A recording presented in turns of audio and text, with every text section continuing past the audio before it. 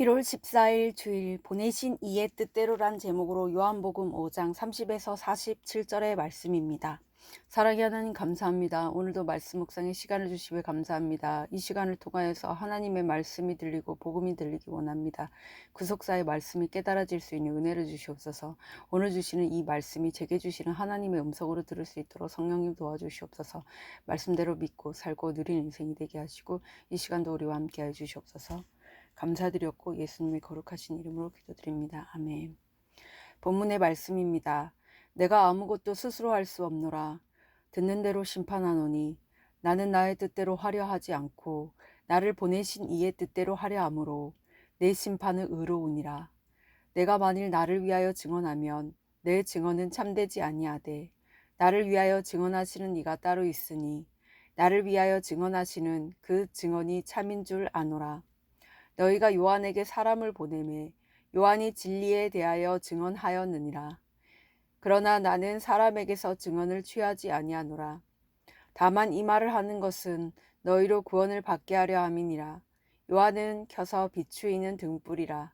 너희가 한때 그 빛에 즐거이 있기를 원하였거니와 내게는 요한의 증거보다 더 큰 증거가 있으니 아버지께서 내게 주사 이루게 하시는 역사 곧 내가 하는 그 역사가 아버지께서 나를 보내신 것을 나를 위하여 증언하는 것이요 또한 나를 보내신 아버지께서 친히 나를 위하여 증언하셨느니라.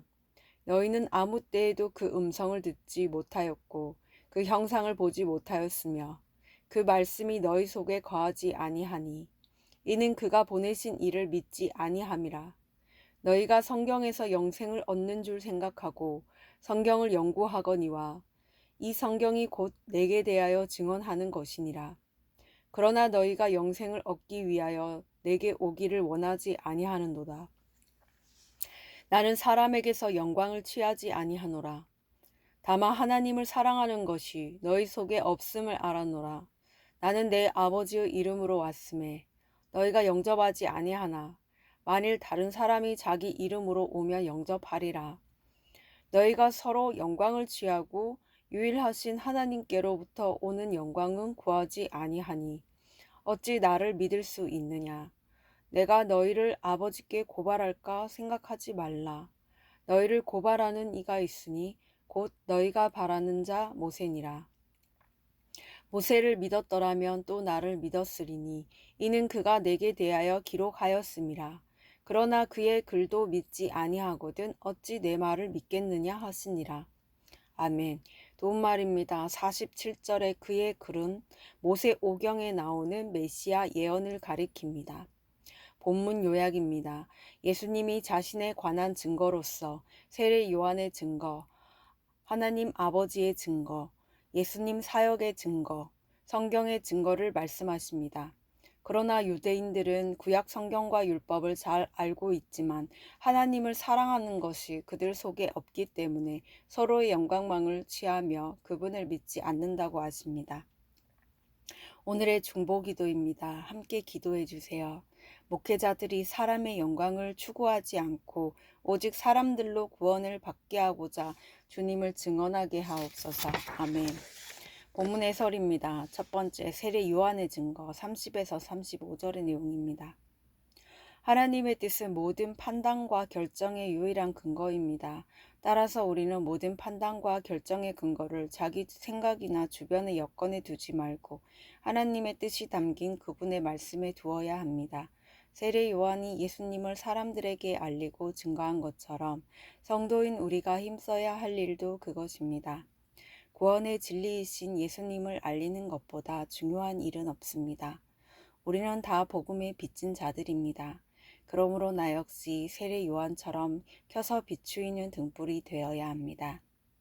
적용 질문입니다. 나는 사람들에게 나를 은근히 자랑하며 전합니까? 아니면 구원받게 하고자 예수님을 전합니까? 두 번째, 예수님에 대한 증거 36에서 40절의 내용입니다.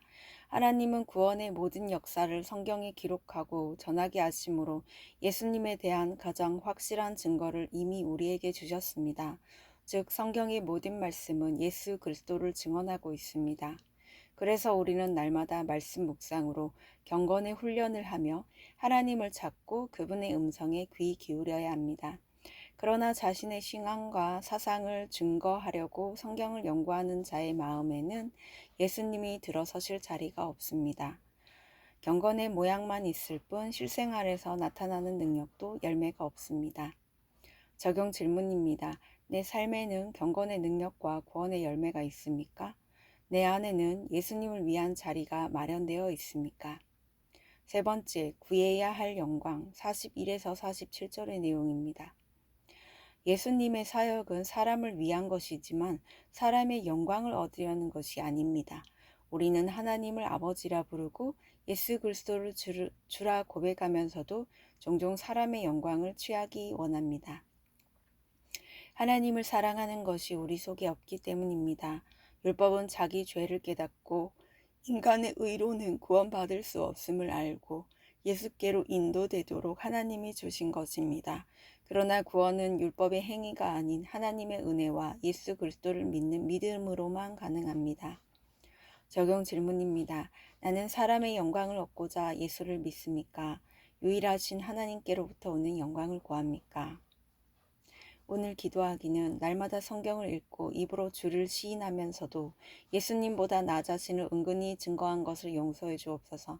하나님을 사랑하는 마음으로 내 뜻이 아닌 나를 보내신 아버지의 뜻대로 살기를 원합니다. 사람에게 영광을 받으려 하기보다 구원을 위해 예수를 전함으로 하나님께 칭찬받게 하옵소서. 아멘. 묵상 간증입니다. 진짜 믿음이란 제목으로 오은숙님의 말씀 적용글입니다. 모태 신앙인인 저는 믿음의 가정에서 자라며 어려서부터 예배에 성실히 참석했습니다. 그러다 보니 가족과 교회 어른들께 칭찬을 많이 받았는데 저는 그것을 제 믿음을 인정해 주시는 것이라 여겨 스스로 믿음이 있다고 착각하며 살았습니다. 그러나 말씀에 가치관이 없던 저는 설교 말씀을 듣다가 졸기도 하고 딴 생각이 빠지기도 하는 등 겉으로만 예배드리는 척했습니다. 마음속에 말씀이 거하지 않아 사람에게서 영광을 취하는 유대인이 바로 저였던 것입니다. 그런데 어느 날 갑자기 15살이던 큰아들이 뇌종양 진단을 받고 천국에 가는 사건이 찾아왔습니다. 그리고 연이어 운영하던 사업장마저 어려워지게 되자 비로소 저는 하나님은 내게 어떤 분이신가를 심각히 고민하게 되었습니다. 이후 영적으로 방황하던 저는 지인의 소개로 큐티하는 공동체에 속하게 되었습니다. 그곳에서 날마다 말씀대로 믿고 살고 누리는 지체들의 모습을 보고 저 또한 흉내라도 내보려 애쓰면서 성경이 증언하는 예수님에 대해 조금씩 알아갔습니다. 그러자 제가 얼마나 믿음 있는 척하며 외식하는 바리새인인지를 깨닫게 되었습니다. 그렇게 저 자신을 직면하게 되자 아들의 죽음의 사건이 말씀으로 해석되었습니다. 어린 나이임에도 확실한 신앙 고백이 있던 아들의 죽음을 실수하지 않으시는 하나님의 구원 사건으로 받아들이게 된 것입니다. 이후 저는 제게 주어진 삶을 사명 따라 살기로 결단했습니다.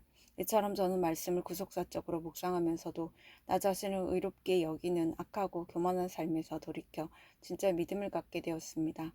말씀이 없어 죽어가던 저를 불쌍히 여기셔서 여러 사건을 주시고 예수를 그리스도라고 증언하는 공동체를 만나 하나님께로부터 오는 영광을 구하며 살게 하신 하나님께 감사드립니다.